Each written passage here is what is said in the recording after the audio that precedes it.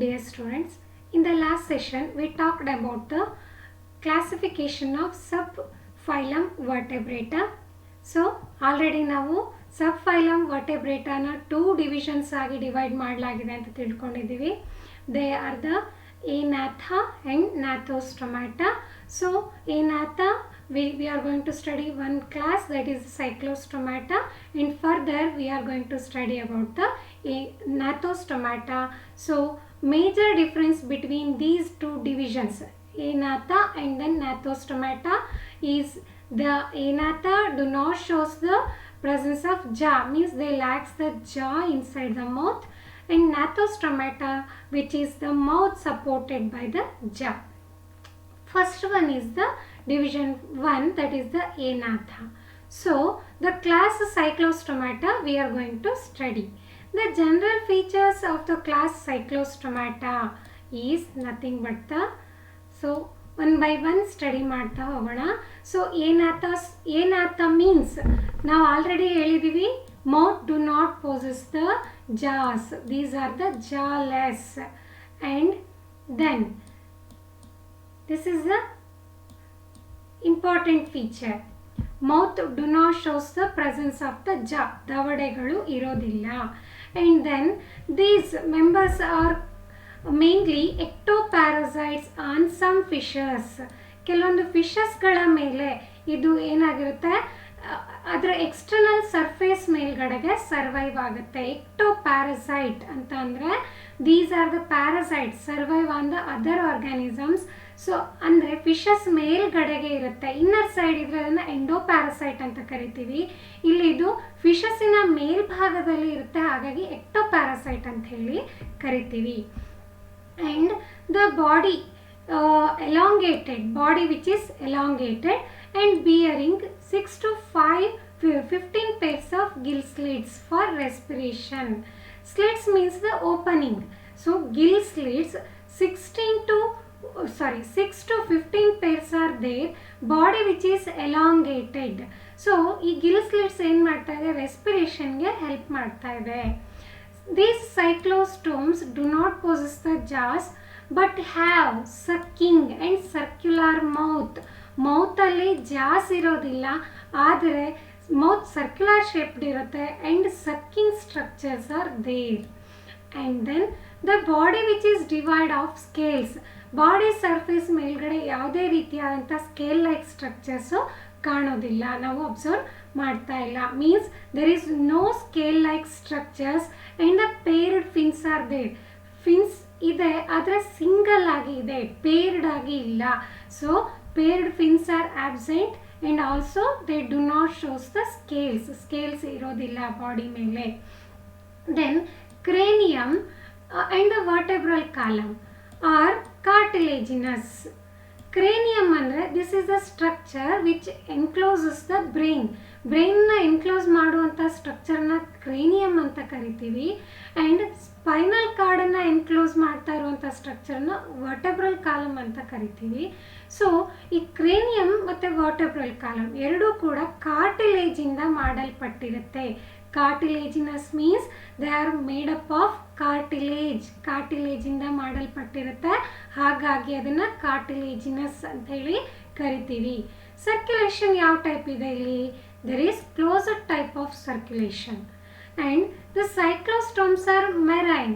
These are marine water forms, but during fertilization period they migrate to the fresh water. Spawning means the fertilization. During the spawning period they migrate to the fresh water.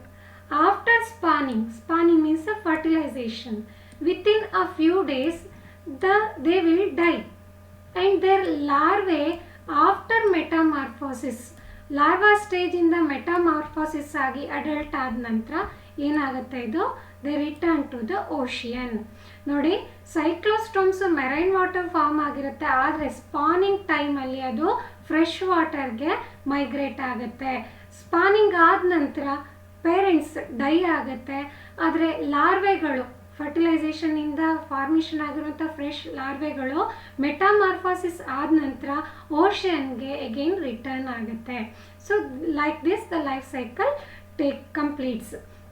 Example for these cyclostomata are the Petromyzon, Myxin, etc. The given picture is the Petromyzon. This is one of the jawless vertebrate, belongs to the class Cyclostomata, and the division is Anatha. And then division 2 of the subphylum Vertebrata is the Gnathostomata. This is again classified, divided into 2 superclasses. One is the Pisces and another one is the Tetrapoda. So Pisces includes fishes. Fishes include agate. So in this fishes we are going to study 2 classes. They are the class Chondrichthyes and then class Osteichthyes. So now we are going to study one of the very important aspect for your examination, that is the general feature of class Chondrichthyes, and further we are going to study the general features of class Osteichthyes. ನೋಡಿ, ಇದು ತುಂಬ important aspect. ಇದು you have to learn. These are marine water fishes and body with a streamlined. So ನೀವು fishes ಅಂದ್ಕೂಡಲೇ common ಆಗಿ ಏನು picture ಬರುತ್ತೆ? So ಈ ಥರ ಸ್ಪಿಂಡಲ್ ಶೇಪಡ್ ಸ್ಟ್ರಕ್ಚರ್ ನೀವು ಅಬ್ಸರ್ವ್ ಮಾಡ್ತೀರಾ. Like this tail is present like this. So this common picture ನೀವು ಈ ಫಿನ್ಗಳು, ಸೊ ಈ ಸ್ಪಿಂಡಲ್ ಶೇಪಡ್ ಬಾಡಿ, ಇದೆಲ್ಲ ಅಬ್ಸರ್ವ್ ಮಾಡಿಬಿಟ್ಟು ನೀವೇನು ಕನ್ಕ್ಲೂಡ್ ಮಾಡ್ತೀರಾ? ದಿಸ್ ಇಸ್ ದ ಫಿಶ್ ಅಂತ ಹೇಳಿ ನೀವು ಡಿಸೈಡ್ ಮಾಡ್ತೀರಾ. So this is a common feature. So ಈ ಶೇಪನ್ನು ಸ್ಟ್ರೀಮ್ ಲೈನಡ್ ಬಾಡಿ ಅಂತ ಹೇಳಿ ಕರಿತೀವಿ. This is to balance the body while that is moving in the water. Or streamlined body means the body shape of the animal which will reduces the friction while moving in the fluid or in the water or in the air current. Air ಕರೆಂಟಲ್ಲಿ body move ಆಗುವಾಗ ಅಥವಾ ವಾಟ್ರಲ್ಲಿ move ಆಗುವಾಗ ಬಾಡಿನ balance ಮಾಡಲಿಕ್ಕೆ ಈ stream ಲೈನಡ್ shape help ಮಾಡ್ತಾ ಇದೆ. So ಇಲ್ಲೂ ಕೂಡ ಅಷ್ಟೇ, ಫಿಶಸಲ್ಲೂ ಕೂಡ streamline body helps to balance while they are moving in the water current. It resist the pressure of the water current. Water ಕರೆಂಟಿನ ಪ್ರೆಷರ್ನ ರೆಸಿಸ್ಟ್ ಮಾಡಿ ಮೂವ್ ಆಗುವಂಥ ಎಬಿಲಿಟಿನ ಕೊಡುತ್ತೆ ಆ್ಯಂಡ್ ಬಾಡಿನ ಬ್ಯಾಲೆನ್ಸ್ ಮಾಡಲಿಕ್ಕೆ ಹೆಲ್ಪ್ ಮಾಡುತ್ತೆ. So then this is about the shape of the body. And furthermore, body mainly divided into head, trunk and then the tail region. 3 region ಆಗಿ divide ಆಗಿದೆ. The body of the animal divided into 3 parts: head, trunk and then the tail. This is the head part and then trunk part and then this is about the tail. So like this, the body is divided into 3 parts, that is head, trunk and then the tail region. So the mainly why these members are called as chondrichthyes. Chondrichthyes anta yake karitare? Chondrichthyes means the endoskeleton which is made up of cartilage. The cartilaginous endoskeleton is present, hence these are called as chondrichthyes. Cartilage endoskeleton. Endoskeleton ಅಂದರೆ skeleton present inside the body. ಬಾಡಿಯ ಒಳಗಡೆ ಇದ್ರೆ ಇದನ್ನ ಎಂಡೋಸ್ಕೆಲ್ಟನ್ ಅಂತಾರೆ, outside ಇದ್ರೆ ಅದನ್ನ ಎಕ್ಸೋಸ್ಕೆಲ್ಟನ್ ಅಂತ ಕರೀತಾರೆ. ಎಂಡೋಸ್ಕೆಲ್ಟನ್ ಯಾವುದರಿಂದ ಮಾಡಲ್ಪಟ್ಟಿದೆ? ಇದು ಕಾರ್ಟಿಲೇಜ್ ಇಂದ ಮಾಡಲ್ಪಟ್ಟಿದೆ. Hence these fishes are called as chondrichthyes. Chondrichthyes means the endoskeleton of these fishes made up of cartilage, hence they are called as chondrichthyes. Then common ಆಗಿ ಇದನ್ನು ಕಾರ್ಟಿಲೇಜಿನಸ್ ಫಿಶಸ್ ಅಂತ ಕೂಡ ಕರೀತಾರೆ. And then these are marine form. ಮೆಜಾರಿಟಿಲಿ they are seen in the marine water, sea ವಾಟರಲ್ಲಿ ಕಂಡುಬರುತ್ತೆ. And these are poikilothermic animals. Poikilothermic means they are cold blooded animals. ನಾವು 2 ಟೈಪ್ಸನ್ನು ನೋಡ್ತೀವಿ ಅನಿಮಲ್ಸಲ್ಲಿ, cold-blooded animals and then the warm-blooded animals. Homeothermic and then poikilothermic. So here these are the cold-blooded animals ಅಂದರೆ poikilothermic animals. ಇನ್ನೊಂದು type ಯಾವುದಂತ ಹೇಳಿದೆ ನಾನು, that is the homeothermic animals. ಏನು ಡಿಫ್ರೆನ್ಸ್ ಇದು homeothermic and then poikilothermic are the warm blooded and then the cold blooded animals. So let us study. So ನೋಡಿ, homeothermic ಅಂತ ಅಂದರೆ, ಹೋಮಿಯೋ ಮೀನ್ಸ್ ಇಂಟರ್ನಲ್ ಎನ್ವಿರಾನ್ಮೆಂಟ್. ಇಲ್ಲಿ thermic ಅಂತ mention ಆಗ್ತಾ ಇದೆ ಅಂದರೆ ಟೆಂಪರೇಚರ್ ಅಂತ ಅರ್ಥ. So in this animals means in the warm blooded animals the internal temperature is constantly regulated. ಅಂದರೆ ಎಕ್ಸ್ಟರ್ನಲ್ ಎನ್ವಿರಾನ್ಮೆಂಟಲ್ಲಿ, ಅದು ಸರೌಂಡಿಂಗ್ ಎನ್ವಿರಾನ್ಮೆಂಟಲ್ಲಿ ಟೆಂಪ್ರೇಚರ್ ವೇರಿಯೇಷನ್ ಆದ್ರೂ ಕೂಡ ಇಂಟರ್ನಲ್ ಟೆಂಪ್ರೇಚರ್ ಕಾನ್ಸ್ಟೆಂಟ್ ಆಗಿ ರೆಗ್ಯುಲೇಟ್ ಆಗ್ತಾ ಇರುತ್ತೆ. There is no changes in the temperature of the internal body internal environment. ಈ ರೀತಿ ಕಾನ್ಸ್ಟೆಂಟ್ ಆಗಿ internal temperature, body internal temperature ಯಾವ ಅನಿಮಲ್ಸಲ್ಲಿ ಮೇಂಟೈನ್ ಆಗುತ್ತೋ ಅದನ್ನು ಹೋಮಿಯೋಥರ್ಮಿಕ್ ಅನಿಮಲ್ಸ್ ಅಂತ ಕರಿತೀವಿ, ಅಥವಾ ವಾರ್ಮ್ ಬ್ಲಡೆಡ್ ಅನಿಮಲ್ಸ್ ಅಂತ ಹೇಳಿ ಕರಿತೀವಿ. But in this case poikilothermic animals or the cold blooded animals, the internal temperature, body internal temperature is not regulated constantly. Andre if the temperature of the surrounding changes, the temperature of the internal body also changes. Such animals are called as cold blooded animals or the poikilothermic animals. So ನೋಡಿ, poikilothermic animals, homeothermic animals. Homeothermic ಅನಿಮಲ್ಸಲ್ಲಿ internal temperature constant ಆಗಿ maintain ಆಗ್ತಾ ಇದೆ. So surrounding ಎನ್ವಿರಾನ್ಮೆಂಟಲ್ಲಿ temperature hot ಆಗಲಿ ಅಥವಾ cold ಆಗಲಿ, temperature variation ಆದ್ರೂ ಕೂಡ ಇಂಟರ್ನಲ್ ಟೆಂಪ್ರೇಚರ್ ಕಾನ್ಸ್ಟೆಂಟ್ ಆಗಿ ಮೇಂಟೈನ್ ಆಗ್ತಾ ಇದೆ. ಇದನ್ನ ಹೋಮಿಯೋಥರ್ಮಿಕ್ ಅನಿಮಲ್ಸ್ ಅಂತ ಹೇಳಿ ಕರಿತೀವಿ. ಹಾಗೆಯೇ cold blooded animals ಅಂದರೆ poikilothermic animals on the other hand we are going to study here, means the internal temperature of these animals do not maintained constantly. As the temperature of surrounding environment changes, the internal temperature of the body of the animal also changes.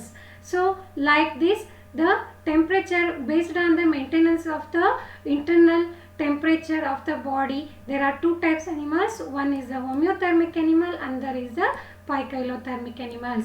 Poikilothermic animals na cold blooded animals ಅಂತಾನೂ ಕರೀತಾರೆ, ಹೋಮಿಯೋಥರ್ಮಿಕ್ animals na warm blooded animals ಅಂತ ಹೇಳಿ ಕೂಡ ಕರೀತಾರೆ. So these cartilage fishes or the chondrichthyes are the poikilothermic animals. Then body is laterally compressed and spindle shaped. Body spindle shaped ಆಗಿದೆ. Both the lateral sides are compressed. Lateral sides compress ಆಗಿರುತ್ತೆ. And then the exoskeleton, ನೋಡಿ ಎಂಡೋಸ್ಕೆಲ್ಟನ್ cartilage ಇಂದ ಮಾಡಲ್ಪಟ್ಟಿದೆ ಅಂತ ಹೇಳಿದ್ವಿ, ಹಾಗಾಗಿ ಇದನ್ನ cartilaginous fishes ಅಂತ ಹೇಳಿ ಕರೆದ್ವಿ. The endoskeleton which is made up of cartilage, hence the animal name is cartilage fishes or the chondrichthyes. But the ಎಕ್ಸೋಸ್ಕೆಲೆಟನ್, body ಮೇಲ್ಗಡೆ ಕೆಲವೊಂದು ಸ್ಟ್ರಕ್ಚರ್ ಇರುತ್ತೆ, ಅದನ್ನು ಎಕ್ಸೋಸ್ಕೆಲೆಟನ್ ಅಂತ ಕರಿತೀವಿ. These consist of microscopic placoid scales. ಬರೀ ಗಣ್ಣಿಗೆ ಕಾಣೋದಿಲ್ಲ, they are microscopic, they are the placoid scales. ನೋಡಿ, ಈ ಸ್ಕೇಲ್ಸ್ಗಳನ್ನು ನೀವು ನೇಮನ್ನು ನೆನ್ಪಿಟ್ಕೋಬೇಕು. ಯಾಕಂತಂದರೆ ನೆಕ್ಸ್ಟ್ ನೀವು ಆಸ್ಟಿಕ್ಟಿಸ್ ಅಂದರೆ ಬೋನಿ ಫಿಶಸ್ನ ಸ್ಟಡಿ ಮಾಡ್ತೀರಾ, ಅಲ್ಲೂ ಕೂಡ ಒಂದು ಟೈಪ್ ಸ್ಕೇಲ್ನ ನೀವು ಅಬ್ಸರ್ವ್ ಮಾಡ್ತೀರಾ. ಸೊ ಹಾಗಾಗಿ there is difference between those two scales. ಇಲ್ಲಿ ಕಂಡುಬರುವಂಥ ಪ್ಲೆಕಾಯ್ಡ್ ಸ್ಕೇಲ್ ಹಾಗೆ ಬೋನಿ ಫಿಶಸ್ ಎಕ್ಸೋಸ್ಕೆಲ್ಟನಲ್ಲಿ ಕಂಡುಬರುವಂಥ ಸ್ಕೇಲ್ಸಲ್ಲಿ ಡಿಫ್ರೆನ್ಸ್ ಇದೆ. ನೇಮನ್ನು ನೀವು ನೆನ್ಪಿಟ್ಕೊಳ್ಳಿ. So what the characters we are studying now you have to remember. So ಇಲ್ಲಿ ಮತ್ತು ಕಾರ್ಟಿಲೇಜ್ ಫಿಶಸಲ್ಲಿ ಮತ್ತು ಬೋನಿ ಫಿಶಸಲ್ಲಿ ಡಿಫ್ರೆನ್ಸನ್ನು ನೀವು ಕ್ಲೀನಾಗಿ ನೆನ್ಪಿಟ್ಕೊಂಡ್ರೆ ನಿಮಗೆ ಕ್ಯಾರೆಕ್ಟರ್ಸ್ ಬರೀಲಿಕ್ಕೆ ಈಸಿ ಆಗುತ್ತೆ.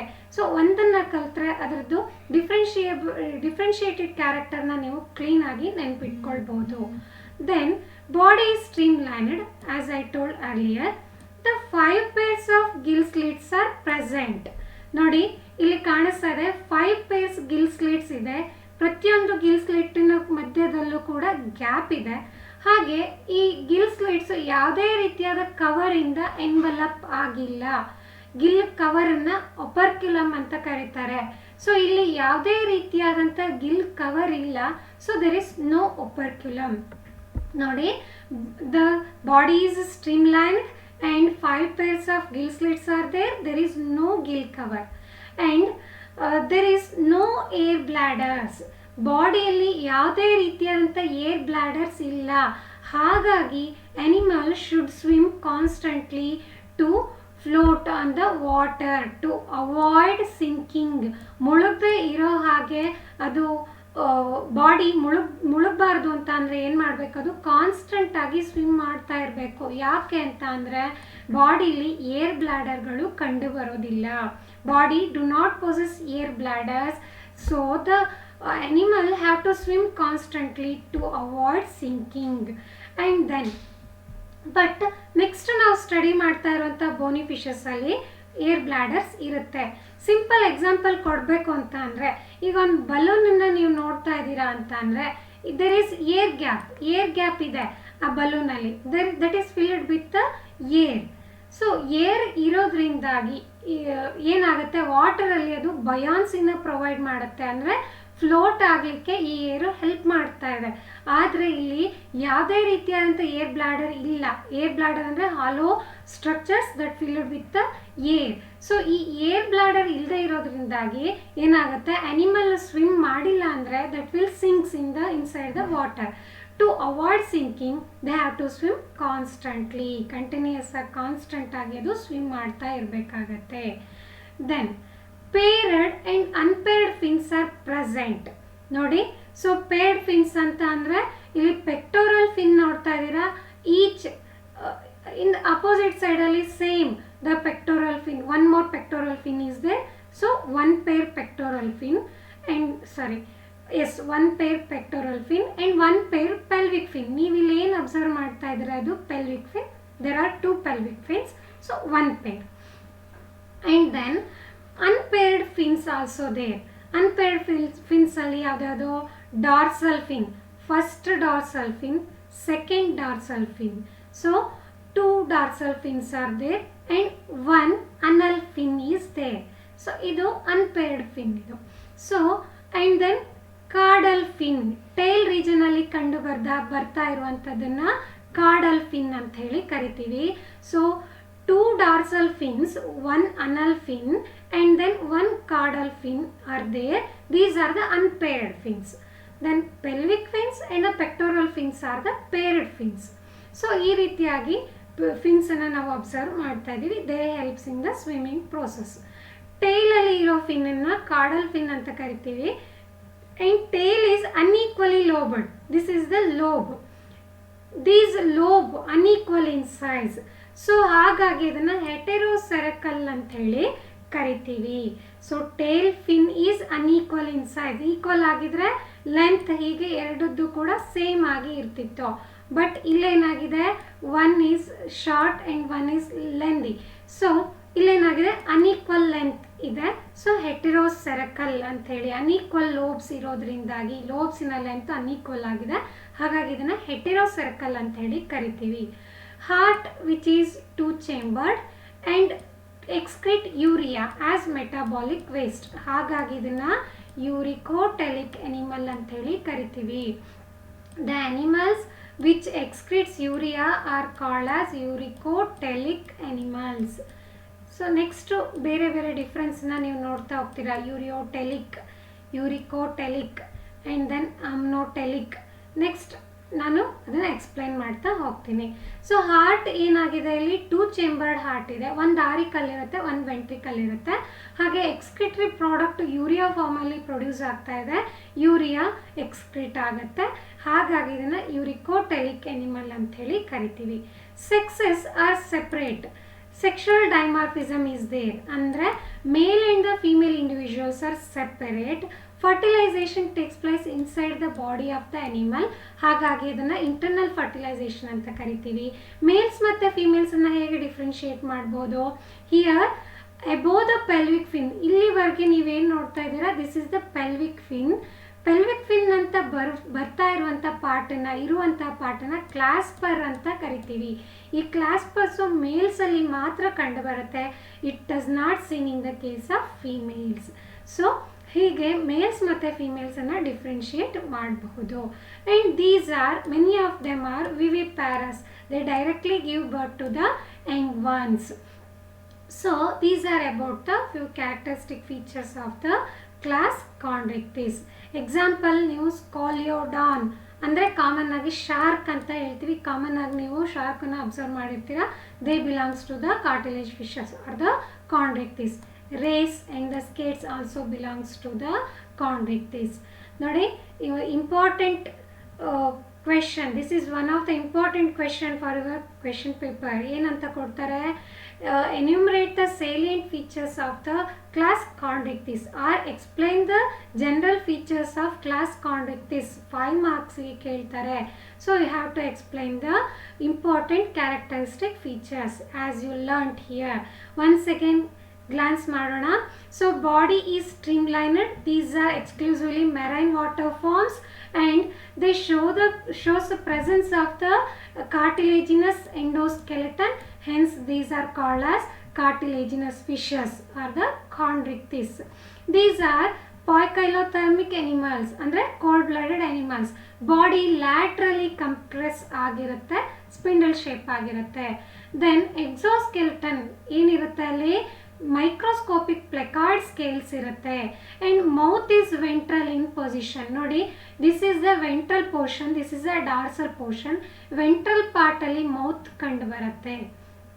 And then body which is streamlined, as I told earlier.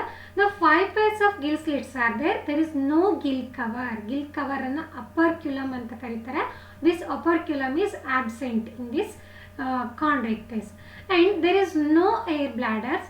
Hence the animal should swim constantly to avoid sinking. Sink ಆಗದೆ ಇರೋ ಹಾಗೆ, ವಾಟರಲ್ಲಿ ಸಿಂಕ್ ಆಗದೆ ಇರೋ ಹಾಗೆ ಅದು ಕಾನ್ಸ್ಟೆಂಟಾಗಿ ಸ್ವಿಮ್ ಮಾಡಿ ಏನು ಮಾಡಬೇಕಾಗುತ್ತೆ, ಫ್ಲೋಟ್ ಆಗ್ತಾ ಇರಬೇಕಾಗುತ್ತೆ.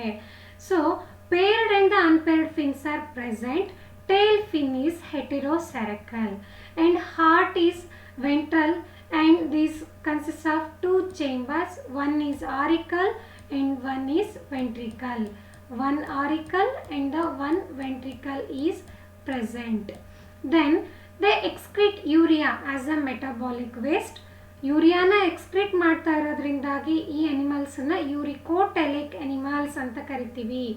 So sexes are separate. Sexual dimorphism is there, means male and the female individuals are separate. Fertilisation is internal. Males have claspers. ಮೇಲ್ಸಲ್ಲಿ ಕ್ಲಾಸ್ಪರ್ಸ್ ಕಂಡು ಬರುತ್ತೆ. So many of them are viviparous. They directly give birth to the young ones. And examples are Scoliodon, rays and the skates. These are about the general features of the important characteristic features of the class Chondrichthyes.